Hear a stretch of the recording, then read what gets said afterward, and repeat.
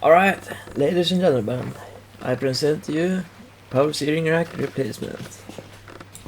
There's finally come a version of the power steering rack that's being reproduced, and since my power steering rack got a really messed up bushing, I'm going to replace it. So I thought I will show a video about that. First we just jack up the car.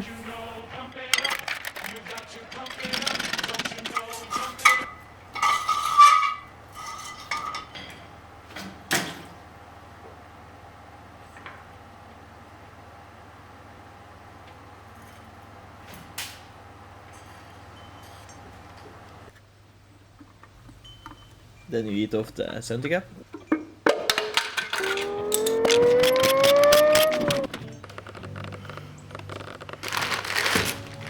Oh yeah, then we will remove the splash pan. Here's all the bolts for the splash pan. If you are missing it, I recommend to get a new one because it protects the alternator from water by splashing it from the wheel. From experience, I lost a few alternators by water ingress into the alternator because of the missing splash pan, so I got a new one. After that, I got no issues with the longevity of the alternator. So now that we got it removed, we can finally get access to this power steering rack.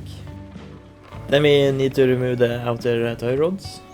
I will loosen the U-bolts, and after that I will try to loosen the steering coupler. I will loosen the nut and make it flush with the top, and use a hammer to hit down the outer tie rod to get it loose.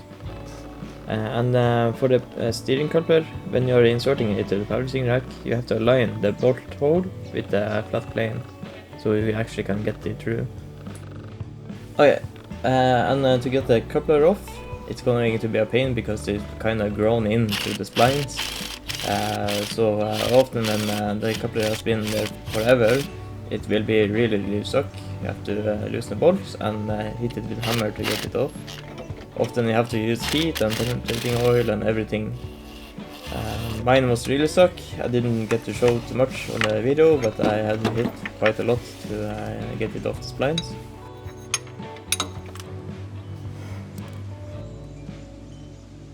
Now I'm going to remove the U-bolts that hold the power steering rack in place. It's those two.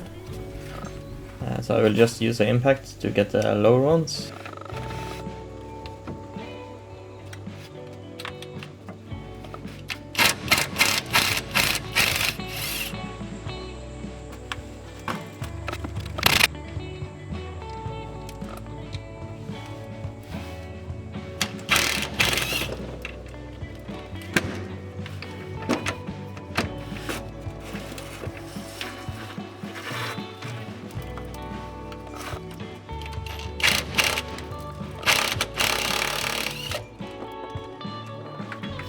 Okay, then we will get ready to drain the hydraulic oil. So get the bucket underneath, and I will remove the intake hosing to get some more space. My car doesn't have a MAF, so I don't need to unplug it, but you will need to unplug the MAF, and don't drop it because they got a sensitive wire inside. 1922. Then we will get off the hydraulic lines and make sure the bucket is underneath. Oil reserve. Oil? Excuse me 1 second. Operation Golden Eagle is a go.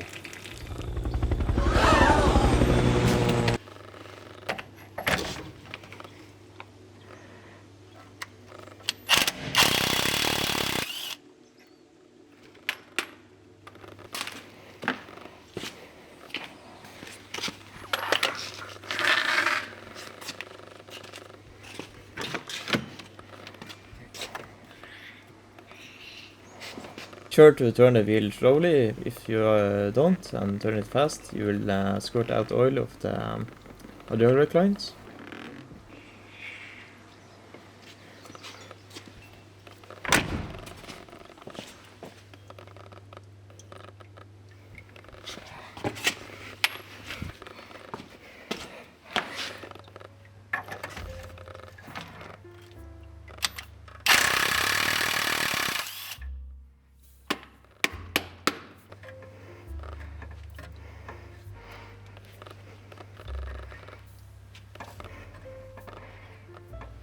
and we'll shake it off and then just beat the devil out of it.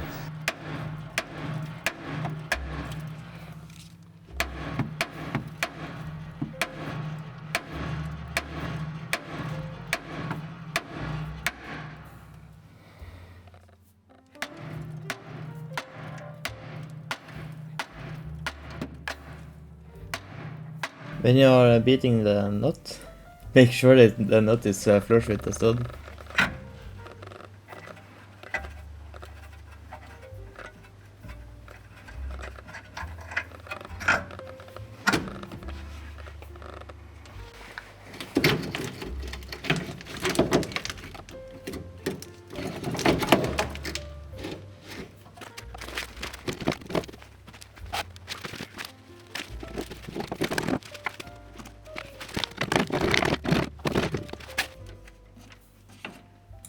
So to get it off, you have to beat the shit out of it.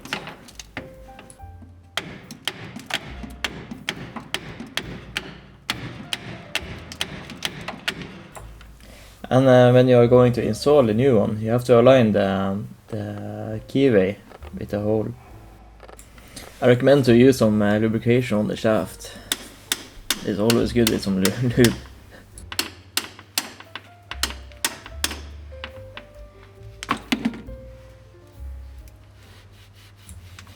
I did a small mistake when installing the power steering rack. I aligned holes on the bottom part of the U-bolts. You should insert the top one first to make life a little bit easier.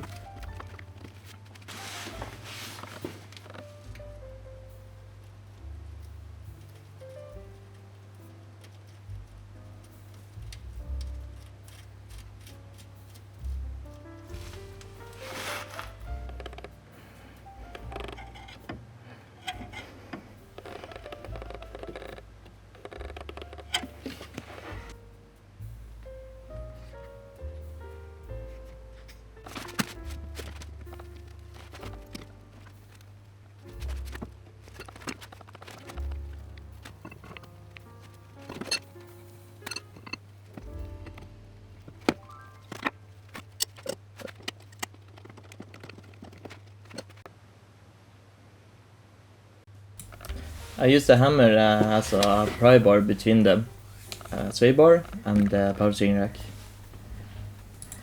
That is to get the top bolts inside the holes.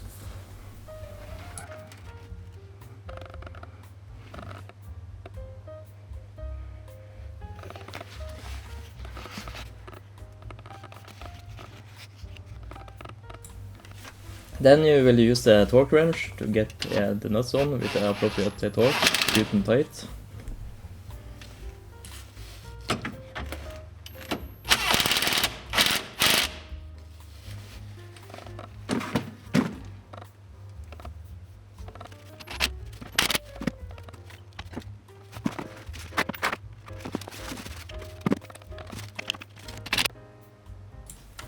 Then we got the washers for the hydraulic bolts.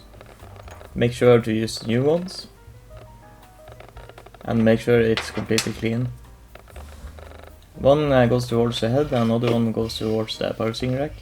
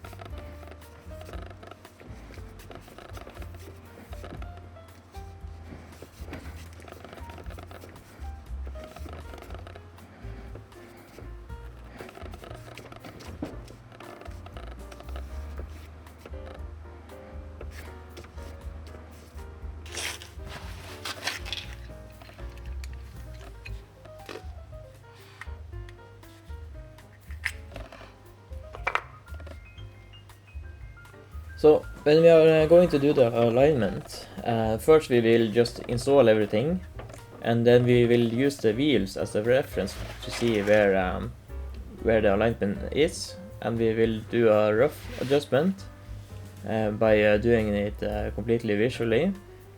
To do the visual alignment, we use the face of the wheel and align our eyes with how the wheel looks, and look what way it's pointing, if it's pointing towards the tow hitch of the car or if it's pointing towards outside. Then we just turn so that it looks like it's pointing straight back. And it also is important to remember that the wheelbase on the rear is shorter than the front. That means the wheels are further out in the front than they are at the rear. So if you make the front wheels point towards the rear wheels, they will actually tow out. And that's not what we want. We want them to be straightforward. So just remember that.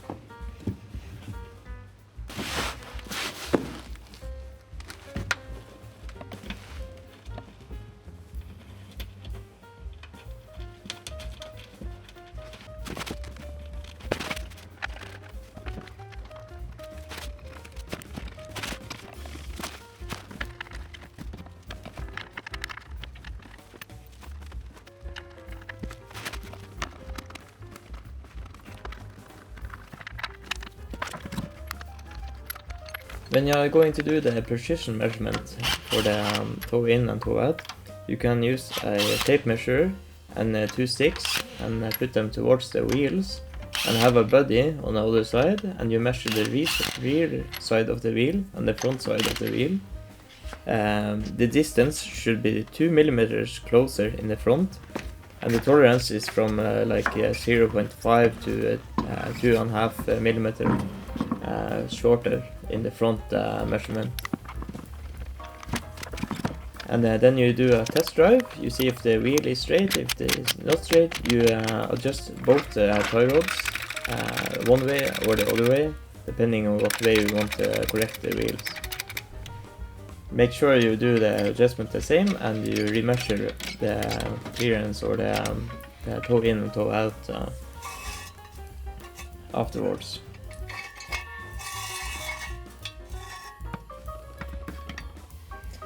Alternatively, you can just take the car to an alignment shop and get it aligned professionally.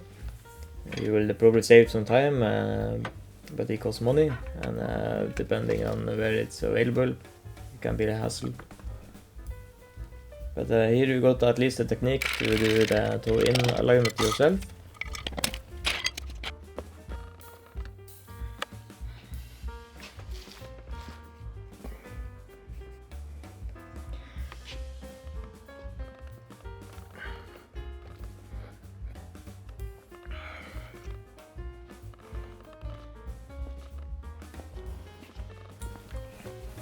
Here we can see the left side of the vehicle.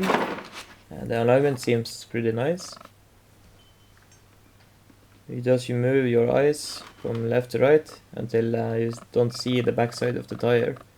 Just at that point, that's the direction it's pointing towards. And when you look at the right side, you can see it's completely effed up. It's pointing towards a hitch of the car. So I need to align it further inwards. Loosen the nut and just turn on the inner tie rod.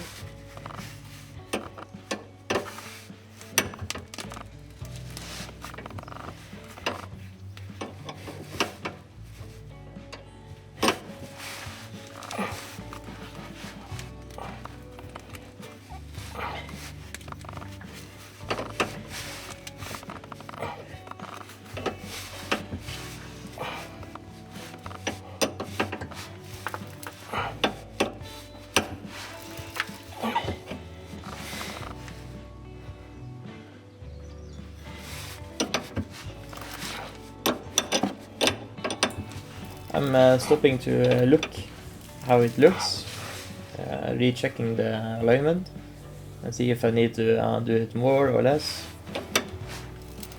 And then later I will do the precision alignment where I measure the front of the tire and the rear of the tire and subtract 1 millimeter from the front.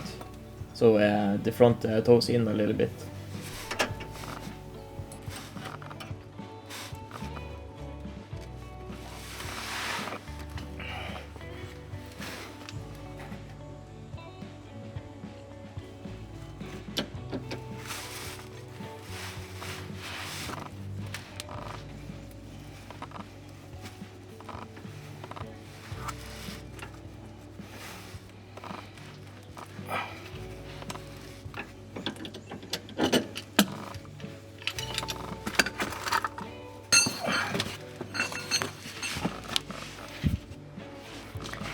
So I ended up with just a little bit too much toe in, but I will fix that later when I will do the precision measurement with the sticks. The filling process. We will fill the reservoir with fluid. Before we start the engine, we want to move the steering wheel back and forwards to get some fluid down to the steering rack. If we start the engine without doing this, there will be a lot of air bubbles and be a very hard time to get all the air out of the system. So to avoid that, we just fill the reservoir, turn the steering wheel, check again, fill it again, turn the steering wheel. And after that, then we start the engine, stop the engine and check if there's still fluid in the reservoir. And then we do a test drive and recheck again.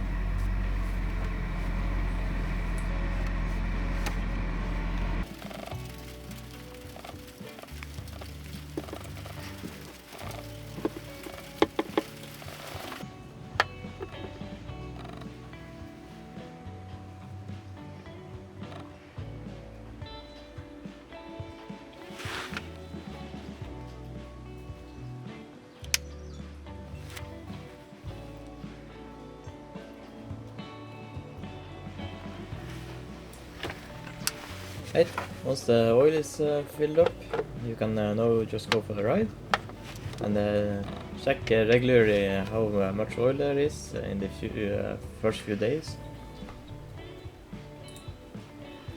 That's it for this video. I have started to post on Instagram, so you should check it out if you want to. That's it for now. See you later. Just you know why.